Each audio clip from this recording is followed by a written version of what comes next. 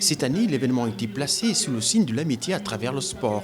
Dans son allocution, le secrétaire général de la Défense, l'amiral Gabriel Ondjoua, représentant la ministre de la Défense empêchée, est revenu sur les origines de cette manifestation créée il y a un demi-siècle par le colonel français Henri, un 18 février 1948. Au sein des forces de défense et de sécurité, non seulement le sport constitue la base même des activités militaires, parce que l'armée et le sport vont naturellement de pair, mais il contribue aussi à la formation de l'éthique du combattant en forgeant sa volonté, son courage, sa combativité et son endurance.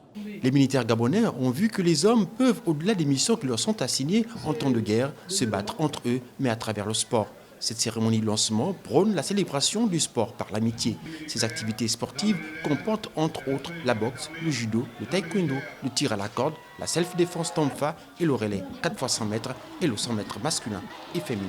Nous avons des compétitions au sein de Missile Taekwondo, et au sein de boxe Taekwondo. Déjà, Missile en général, donc Missile Omnisport a des activités dans ce sens-là. Nous avons tout le temps des compétitions.